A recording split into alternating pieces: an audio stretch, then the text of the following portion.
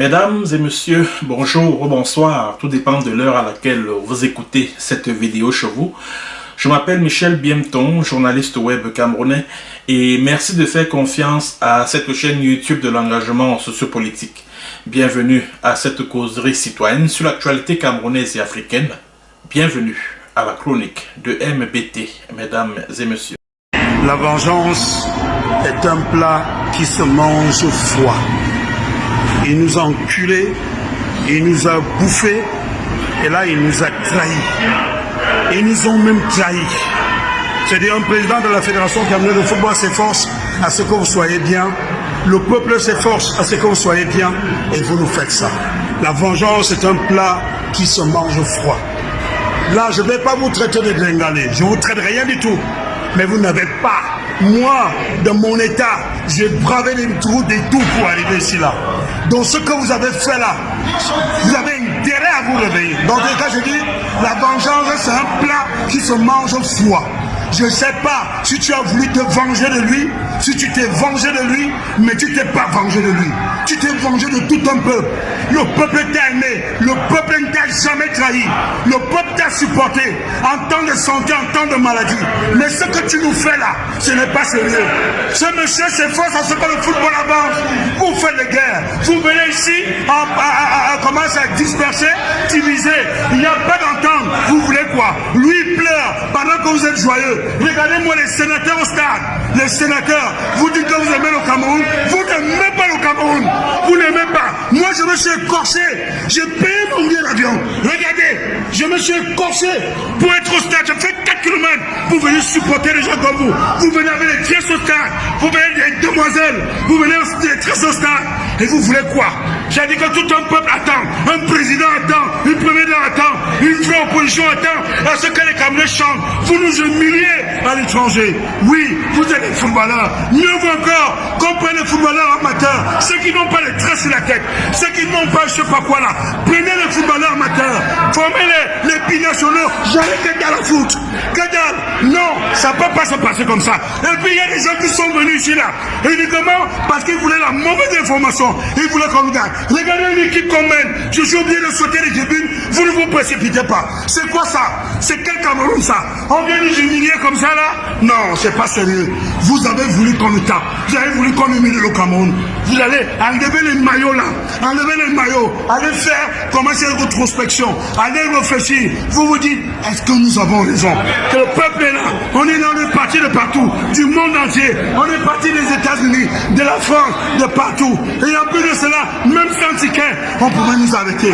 Vous ne pouvez pas faire ça. Vous vous êtes vengés. Vous vous êtes vengés des taux. Mais ce n'est pas les taux que vous êtes vengés. Vous êtes vengés, comment ça, de tout un peuple, une nation. Même les ambassadeurs attendaient la victoire. Même les opposants attendaient la victoire. Sauf les antipatriotes. Sauf ceux qui ne sont pas camerounais. Oui, on est venu ici pour ça. Regardez, je me retrouve là. Je dois rentrer. J'ai laissé mes activités. Je marche en voiture. Mais ici, je suis à pied. Uniquement pour vous. Vous savez le manque à gagner que ça me fait? Non. Et cette trahison-là. Quelle est cette trahison? Quelle est cette trahison? Il vous a fait quoi? On vous a fait quoi? Il vous a fait quoi? On est là, on se dit qu'on est ensemble. Mais les gens rament contre au courant. Ils nous piétinent, nous gardent derrière. Ils nous poignardent par le dos. Ils nous voient saigner. Ça ne dit rien. C'est quoi ça? Non. Ouais, mon Dieu.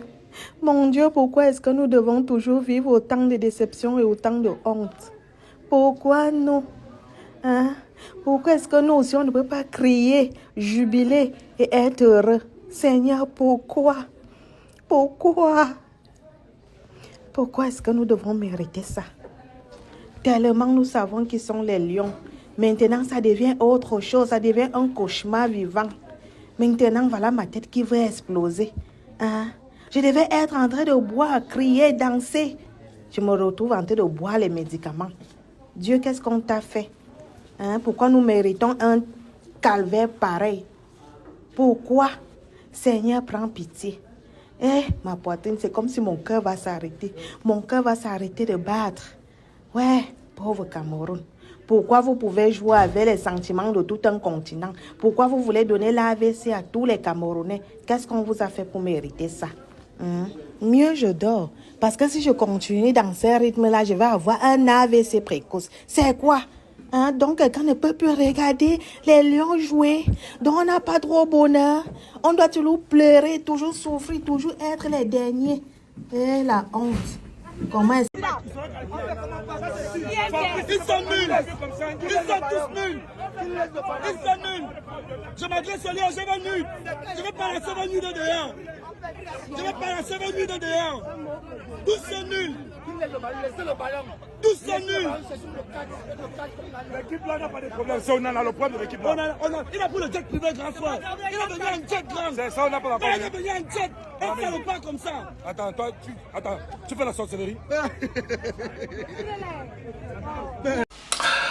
Alors, mesdames et messieurs, c'était donc là quelques réactions de déception de certains compatriotes camerounais dépités par la piètre prestation des Lions indomptables du Cameroun à la Coupe d'Afrique des Nations qui en ce moment se joue en Côte d'Ivoire.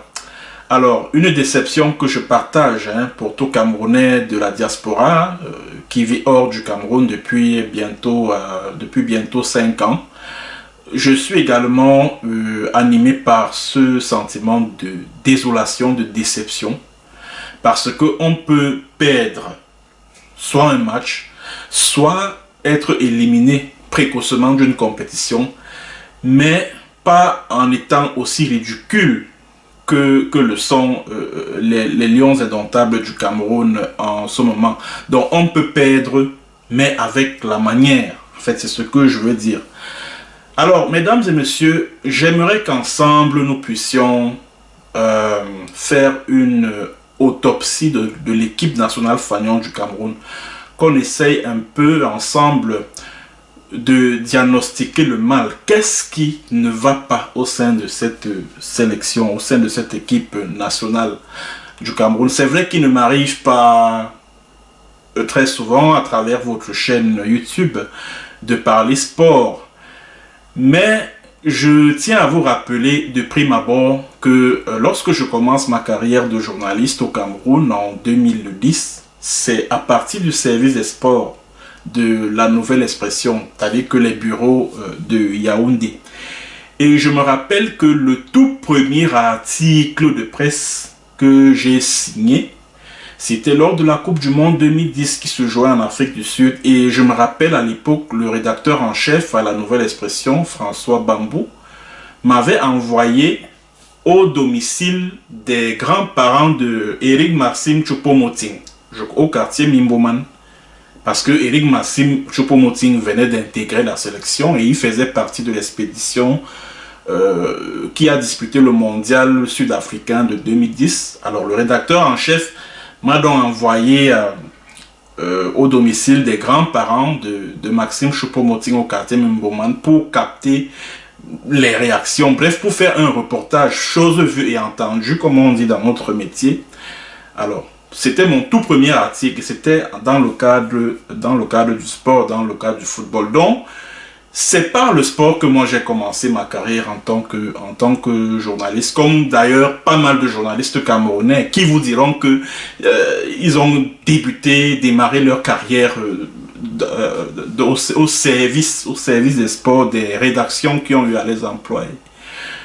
Bon, j'aimerais, mesdames et messieurs, convoquer mon passé de journaliste au sein du service des sports de la Nouvelle Expression pour essayer de chercher à comprendre ce qui ne va pas avec l'équipe actuelle, c'est-à-dire que les 27 qui sont en ce moment en Côte d'Ivoire pour disputer la CAN. Alors, après avoir mené ma petite enquête, mes petites investigations, le premier constat que j'ai eu à faire, c'est que 60 à 70% de l'effectif qui dispute la CAN en ce moment en Côte d'Ivoire est constitué de joueurs, c'est-à-dire qui n'ont du Cameroun que le fait pour eux d'être nés d'un père ou d'un mère camerounais. Puisque ce sont des enfants qui sont soit nés en Europe, soit ils sont nés au Cameroun, mais ils ont grandi en Europe. C'est-à-dire que ce ne sont pas des enfants qui ont jouer au foot dans nos terrains en terre battue, sur les terrains en terre battue de nos quartiers, à Yaoundé, Douala.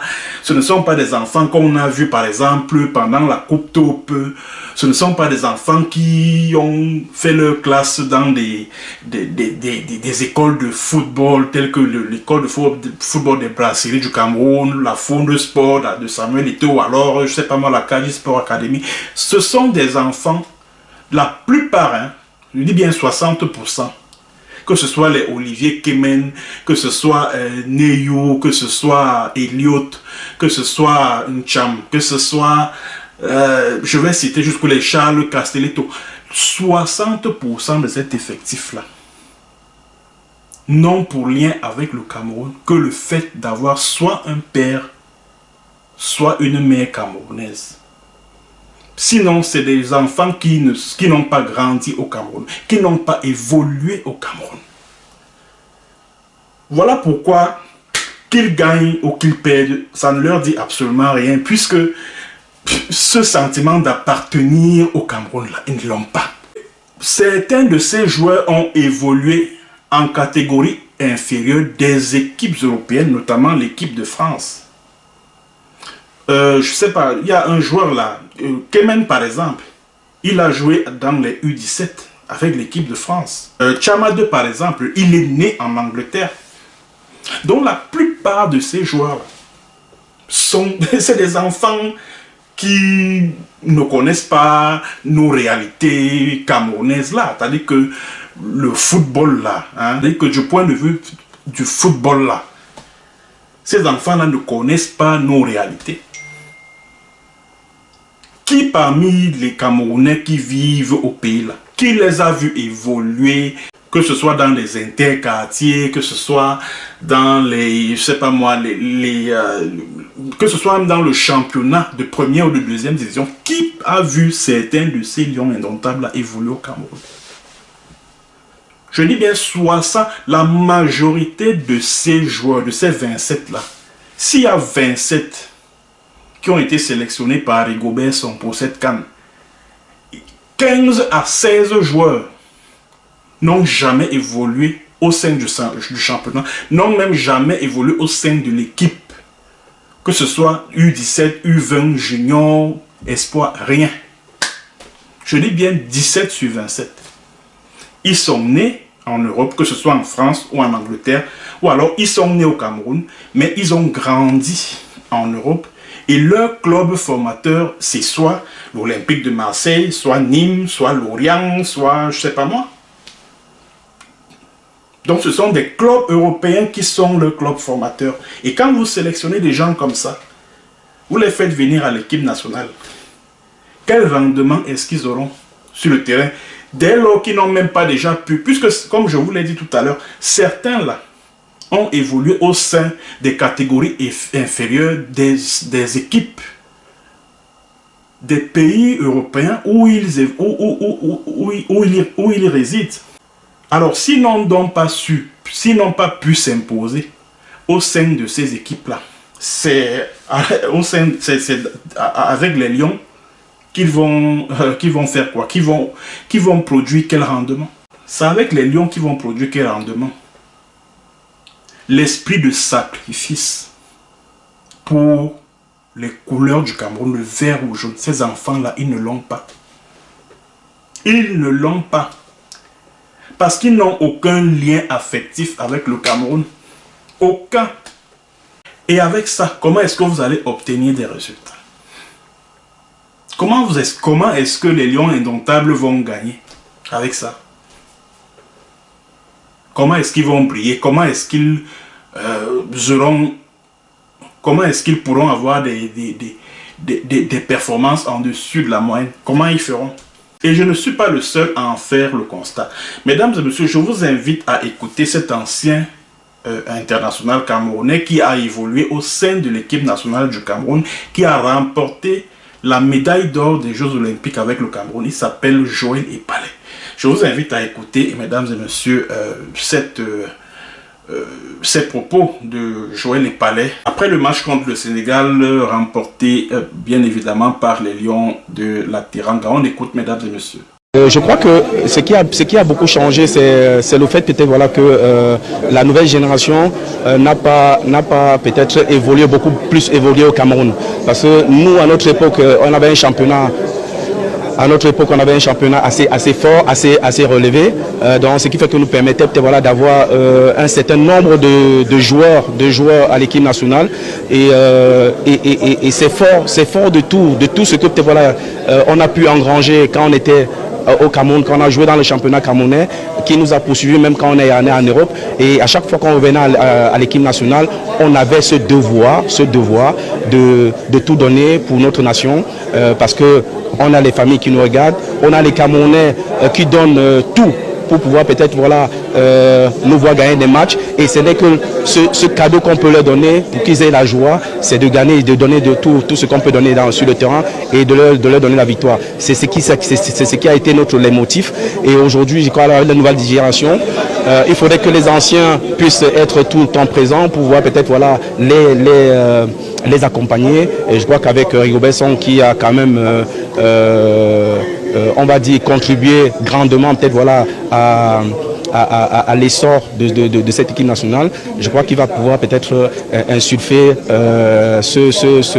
cet état d'esprit-là à ces joueurs-là qui n'ont connu que voilà, le milieu professionnel, où quand tu es en Europe, il y a 3 résultats. Soit tu gagnes, soit tu fais match nul, soit tu perds. Mais quand tu arrives au Cameroun, il faudrait qu'on oublie ça. Donc quand tu arrives au Cameroun, il n'y a qu'un seul résultat probable. Donc c'est la victoire. Donc il faudrait que voilà, ces jeunes, la jeune génération-là, puisse avoir peut-être voilà, cet état d'esprit. Et le jour où ils vont comprendre qu'ils doivent s'appuyer là-dessus pour pouvoir non seulement gagner les matchs et aller au bout des compétitions, je crois que les Camerounais seront fiers d'eux. Vous avez donc suivi. Ce n'est plus moi qui parle, hein. Moi qui ne suis pas un expert en matière de football. Voilà donc un avis, c'est-à-dire que d'un technicien du ballon rond, qui vous dit que ces enfants-là, ils n'ont pas l'habitude d'évoluer ensemble. Ils n'ont pas l'habitude d'évoluer ensemble. Et cela nous conduit justement vers le deuxième problème de cette équipe nationale. Le premier problème que j'ai soulevé, c'est le manque de lien affectif que 60% de ces joueurs qui ont été sélectionnés pour aller disputer la CAN en Côte d'Ivoire ont avec le Cameroun.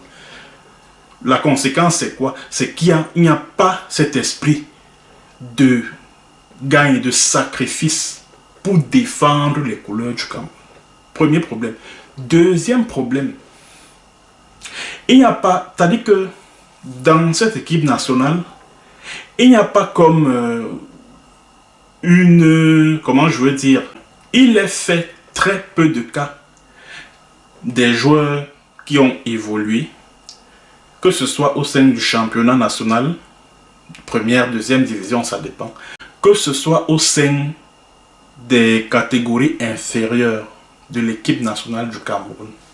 Je vous prends juste un exemple. Sur les 27 qui ont été sélectionnés par Rigobert Song, vous trouverez à peine 10 qui ont commencé à évoluer au sein du championnat national camerounais. Ce qui n'est pas normal. Ce qui n'est pas normal. Je vous prends juste quelques cas. En dehors de Nuotolo, qui a joué dans Rainbow de Bamenda. En dehors de, je sais pas moi, Moumi Ngamale. Moumi Ngamale a joué à Coton Sport de Garoua. Il y a qui d'autre là? Franck Zambo Anguissa. Bon, c'est vrai, il a connu une carrière fulgurante en Europe, mais il a commencé à AS Fortuna. Donc, ce sont des produits du championnat camerounais. Et ils sont très peu dans cette équipe-là. Mais alors, très peu.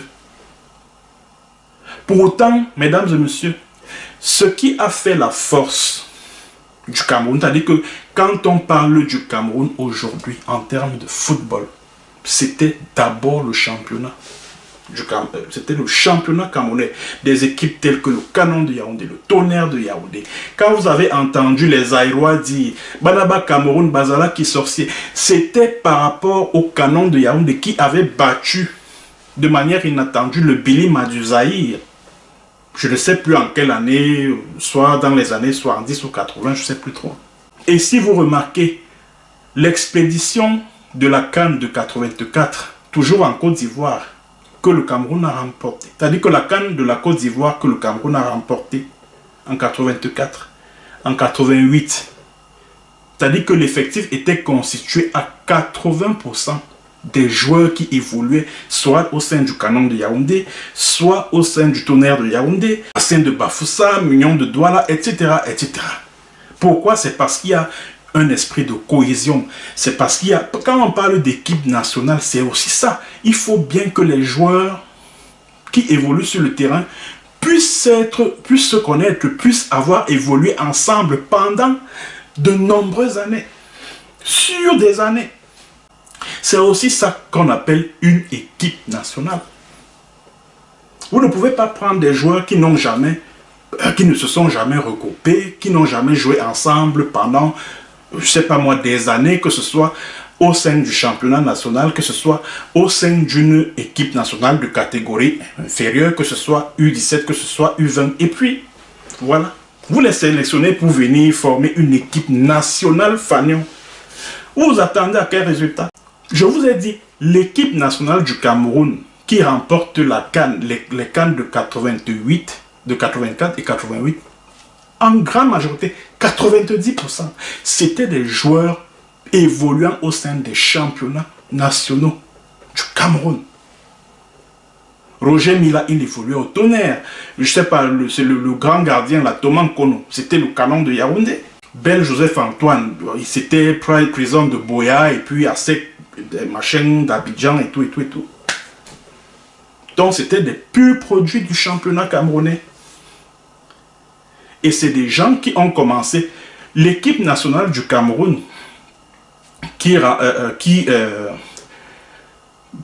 a fait l'exploit d'atteindre les quarts de finale de la Coupe du Monde en 90, c'est-à-dire que la plupart, c'est des gars qui avaient commencé au sein de l'équipe junior. C'est des gars qui ont commencé à évoluer au sein de l'équipe nationale junior, les Oman Biyik, son frère, Kana Biyik, les Mfede Paul, les Mbou Emile, etc. Les Massing Benja, ils ont commencé, les Mabouan Kessa, ils ont commencé par des juniors. Et de juniors, ils sont passés à l'équipe Fagnon. On ne peut pas prendre des joueurs comme ça, qui n'ont jamais évolué ensemble, et puis on décide de les regrouper à l'occasion d'une compétition. Vous attendez à quel résultat? À celui que l'on voit en ce moment. Moi, quand j'ai vu cette équipe-ci jouer contre la Guinée il y a quelques jours, j'ai senti que ça là, ces gens-ci, ils n'iront pas loin. Ils n'iront pas loin. Ils n'iront pas loin. Dans l'équipe, dans cette équipe-ci, il y a très peu de joueurs qui sont passés, même par, je crois, en dehors de, je crois que Farid Mumbanya, qui a évolué ici en Norvège où je vis, au sein de l'élite syrienne, donc c'est comme ça qu'on appelle le championnat de football d'ici, et élite syrienne, Glimt Bore et tout ça là, il est un ancien U20 de l'équipe nationale du Cameroun, donc des moins de 20 ans. C'est le seul. C'est le seul. Mais avec ça, comment est-ce que l'équipe du Cameroun va évoluer? Comment est-ce qu'elle va engranger des victoires? C'est impossible. La Coupe d'Afrique des Nations que le Cameroun remporte en 2000 et en 2002, la plupart, c'était des gars qui ont commencé, c'est-à-dire que les Rigobert sont Feu Marc Vivien Foué, Samuel Eto'o fils lui-même, je sais pas moi, Womenlen, etc. C'est des gars qui ont d'abord commencé comme juniors et qui ont même remporté, les Jérémy Njitap, ils ont remporté la CAN Junior en 95. C'est des gars qui évoluaient déjà ensemble depuis. C'est des gars qui évoluent ensemble depuis.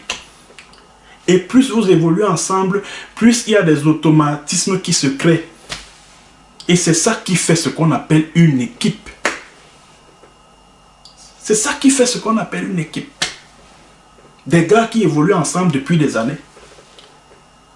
Or, vous ramassez les gens dans des championnats de division inférieure en France, en Angleterre.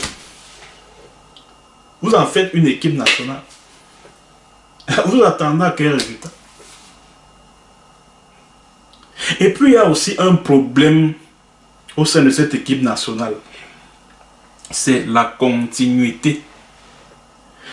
Je prends un exemple. Le Cameroun a atteint les demi-finales de la CAN qui s'est jouée au pays, là, au Cameroun. Rigobert Song, quand il arrive, il aurait dû reconduire la même équipe. Parce que, comme qui dirait, atteindre les demi-finales d'une CAN, ce n'est pas rien. Il aurait dû reconduire, peut-être pas tous les 23 à 100%, mais il aurait dû reconduire au moins 80% des joueurs qui ont disputé la CAN au Cameroun, la CAN de 2022. Or, quand il arrive, qu'est-ce qu'il fait? Il chamboule complètement l'effectif. Et avec ça, vous espérez des résultats positifs.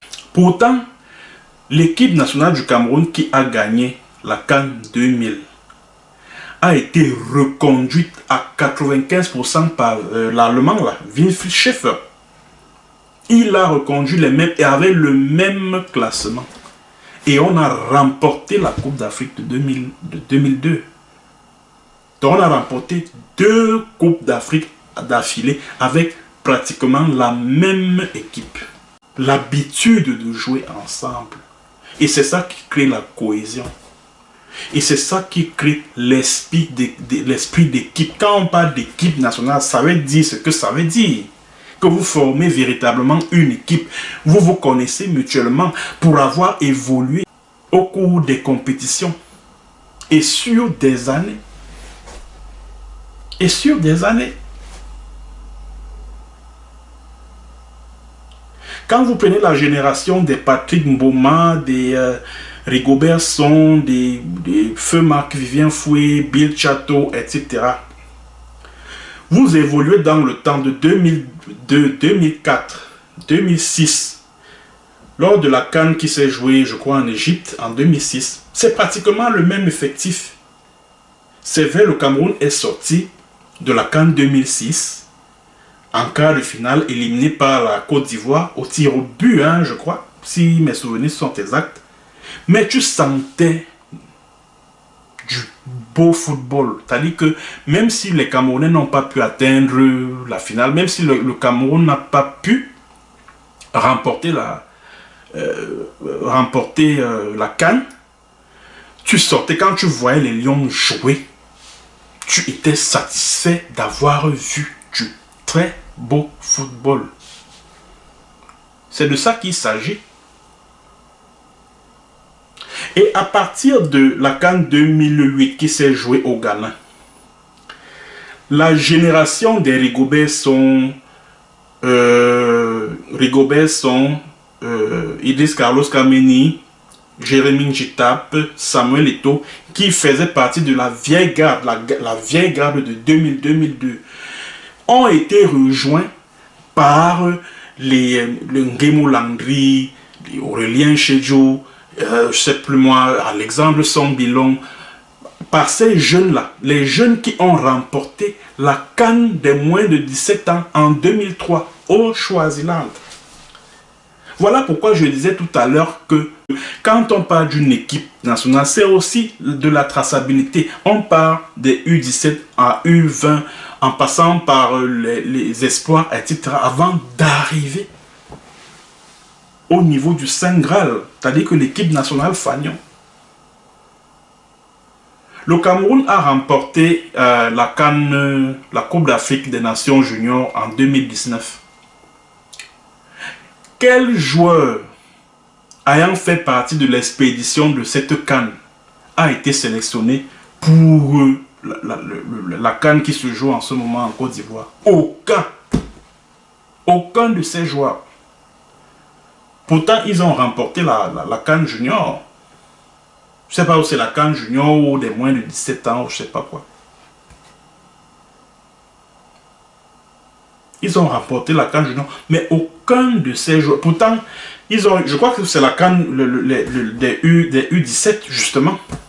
C'est la CAN des U17 que le Cameroun a remporté en 2019. Mais comment se fait-il que aucun de ces joueurs, depuis 2019, je pense qu'aujourd'hui, ils doivent déjà avoir 20 ans. Donc, ils sont sélectionnables à l'équipe Fagnon.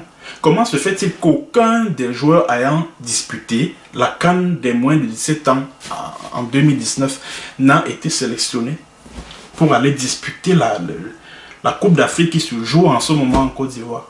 Comment ça se fait? Comment ça s'explique? Comment ça s'explique? Donc, pour revenir donc à la sélection de 2008 qui a disputé la CAN qui s'est jouée au Ghana en 2008. D'un côté, vous avez les membres de la vieille garde qui ont remporté les CAN de 2000 et 2002, tels que Jérémy Njitap, tels que, je crois, Women Lenda, qui était aussi de cette expédition-là. Oui, Women Lenda était là en 2008. Il était là. Il y a Women Lenda, il y a Jérémy Njitap, Idriss Carlos Kameni, Souleymane Amidou, Rigobert Song, qui était là, donc qui faisait partie de la vieille garde. Et à cela s'ajoutait Jean de Makoun qui a joué, et un pur produit du championnat camerounais. Vous avez Achille Emana qui a joué à AS Babimbi, parce que je parlais du championnat, du championnat national tout à l'heure. Et tout ce beau monde-là a été rejoint par la génération d'Alexandre Song, Stéphane Biard, Nonke Tchonke Dani et puis Landringemo qui ont remporté la CAN des moins de 17 ans au Swaziland. C'était au Swaziland en 2003. Les Alexandre Song et puis les Stéphane Biard, Landringemo, Aurélien Tchedjou, etc. qui les ont rejoints. Donc vous voyez, il y a comme cette cohésion-là, ce sentiment d'avoir évolué ensemble quelque part, qui doit régner au sein de cette équipe nationale. Ce qui n'est pas le cas avec ces gars qui sont en ce moment en Côte d'Ivoire. Ce qui n'est pas le cas. Et à cette époque-là, on parlait très peu des joueurs venus. Je crois qu'en 2000, lors de la CAN 2000 par exemple, les seuls joueurs qui était né en Europe, grandi en Europe. Il n'y avait que Patrick Mboma. Hein? Il n'y avait que Patrick Mboma qui a été formé par le Paris Saint-Germain. Le reste là, c'était des gars qui ont évolué sur des terrains en terre battue là, dans nos villes de Yaoundé, de Douala, qui ont joué dans le championnat camerounais, qui ont évolué au sein du championnat camerounais. Et même l'équipe qui remporte la Coupe d'Afrique des Nations en 2017 là, au Gabon. Mais c'était des gars qui évoluaient ensemble depuis. Et qui se connaissaient déjà depuis. Qui ont évolué au sein du championnat national camerounais. Achille Ngande, c'est un produit de, je crois, Sahel de Marois, si je ne me trompe pas. Bassago qui a été sacré meilleur joueur de ce tournoi, c'est un pur produit de UMS de Loum. Les Nicolas Nkoulou et puis Benjamin Moukanjo qui était le capitaine, ce sont des gars qui ont été formés à la Kadji Sport Academy. Les Ondouaé Boro et puis Onana, ce sont des produits de la Fonde Sport, la fondation de Samuel Eto'o. C'était des gars, c'est des gars du terroir. Et qui jouent ensemble, qui se connaissent, qui ont évolué ensemble quelque part. Et qui ont commencé au niveau des catégories inférieures, les Clinton J, les Ondouaé Boro, dont j'ai cité le nom tout à l'heure. Ils ont commencé au sein des juniors. Et Clinton J lui-même, il a commencé, c'est un produit de l'équipe, c'est-à-dire que de l'école de football des brasseries du Cameroun. C'est de ça qu'il s'agit. Donc le problème avec cette équipe nationale, c'est qu'on est allé sélectionner des gars qui ne se connaissent pratiquement pas, qui n'ont jamais joué ensemble, qui n'ont jamais évolué ensemble. Alors comment dans ce cas on va parler d'équipe? Ce n'est pas une équipe. Ce n'est pas une équipe. Bon, voilà mesdames et messieurs, dans un premier temps, le diagnostic que j'ai voulu faire de la défaite ou si vous voulez de la débâcle des Lions indomptables, parce que pour être sincère, je ne vois pas cette équipe aller loin. Pour être sincère. Parce qu'on parle de la Guinée-Bissau et tout. Mais ne soyez pas surpris que cette Guinée-Bissau là soit celle-là même qui va donner le coup de grâce. Hein. Ah oui. Ne soyez pas surpris. Et même si cette équipe venait à passer le premier tour. C'est-à-dire que si par extraordinaire, parce que franchement, quand on regarde même le fond du jeu, ça laisse à désirer. C'est-à-dire que cette équipe ne donne même pas envie de te pousser à aimer au football. C'est-à-dire que c'est tellement nul, c'est décousu, c'est-à-dire qu'on ne sent pas ce Himmler-là.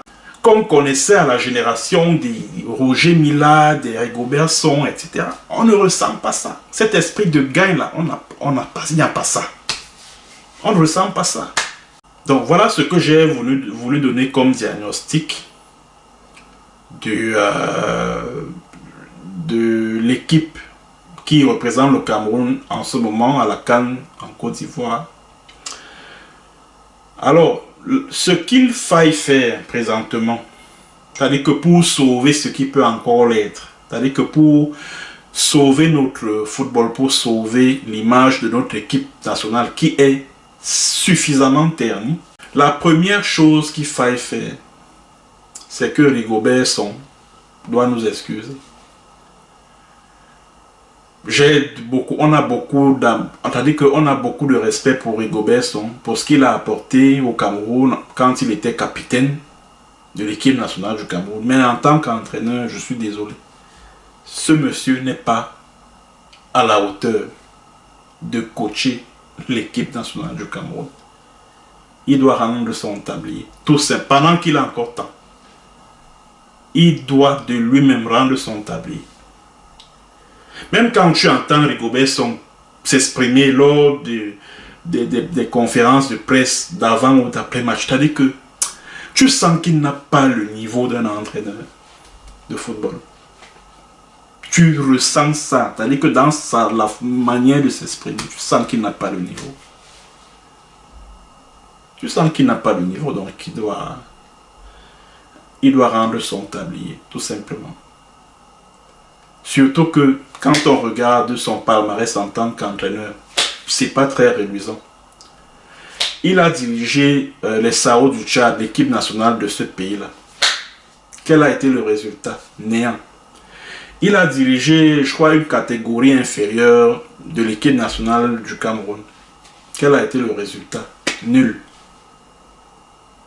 Et il n'a été qu'adjoint des entraîneurs qui se sont succédés à la tête d'équipe nationale.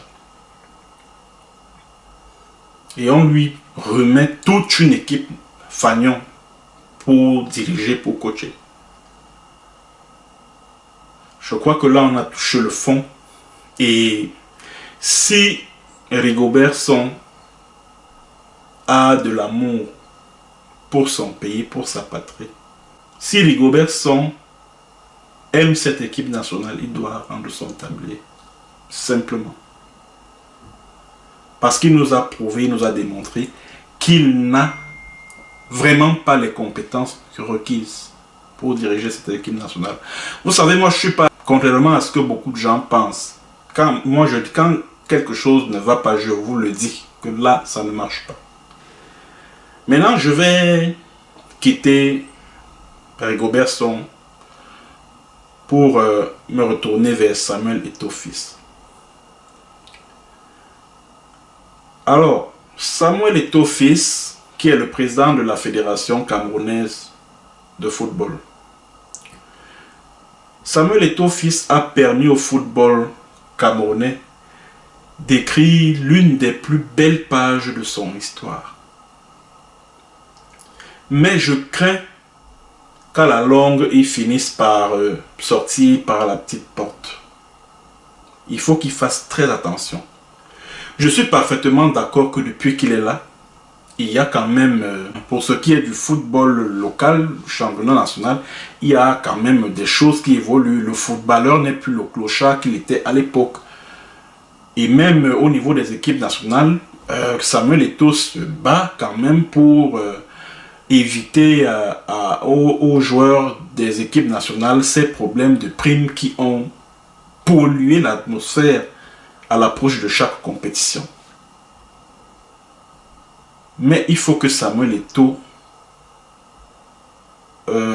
laisse faire, parce que je me rappelle quand j'étais à l'université, bon, je ne sais plus quelle unité de valeur on nous enseignait, soit la science du management, on nous disait pendant les enseignements qu'un bon manager doit savoir laisser faire, il doit savoir déléguer.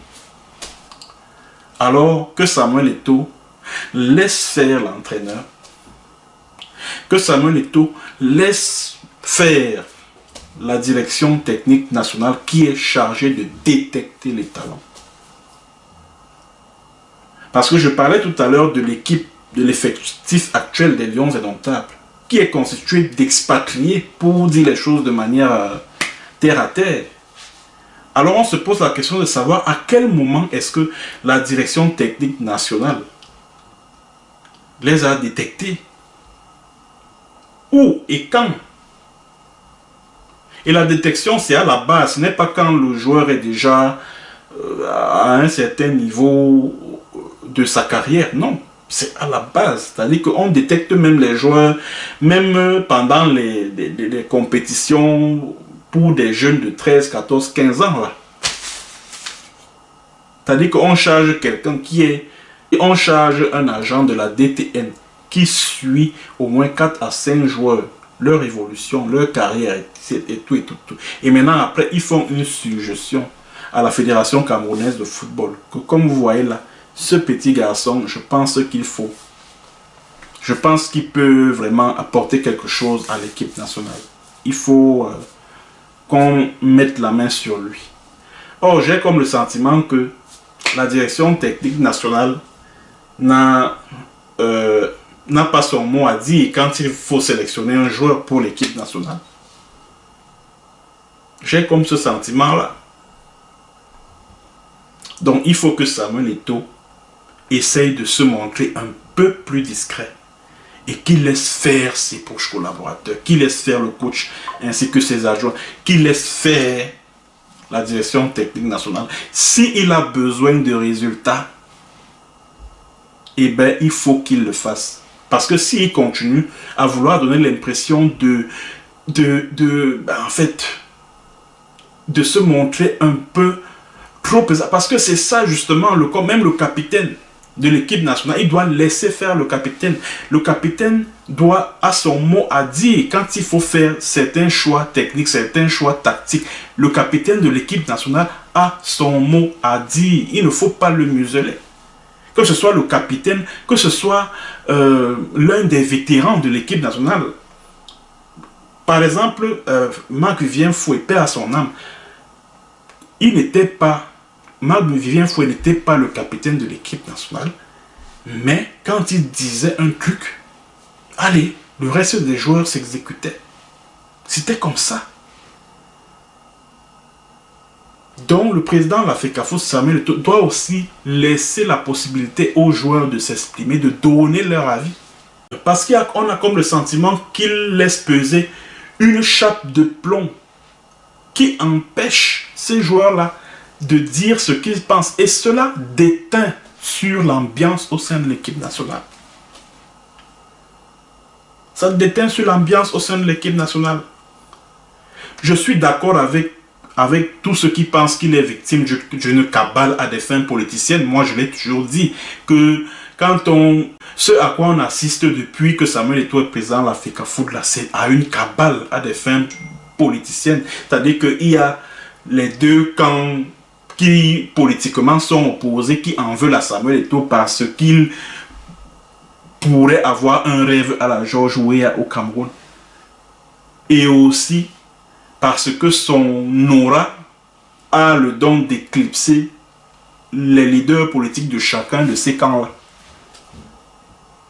Bon, moi je suis favorable à une critique constructive, mais la cabale, l'acharnement contre Samuel Eto'o, moi j'ai décidé de ne pas participer à ça et de dénoncer cela. Mais quand il y a quelque chose qui ne va pas, moi, je le dis. Sans fioriture, quoi. Donc, il faut que Samuel Eto'o apprenne à laisser faire. C'est-à-dire que les spécialistes du management appellent ça laisser faire ses proches collaborateurs. Plutôt que de vouloir accumuler toutes les compétences, comme qui dirait qui trop embrasse mal les trains. Il faut qu'il laisse faire les acteurs du football. Qu'il laisse la direction technique nationale détecter les talents au sein du championnat national. Quelle est cette histoire qu'on va chercher les enfants des Camerounais qui vivent en Europe depuis 10 ans, 15 ans, 20 ans, qui ont commencé à évoluer, à jouer au foot dans les banlieues de Paris ou je sais pas moi, d'Auxerre ou de Marseille, etc. Non, non, non, non, non. On n'a pas besoin de ça.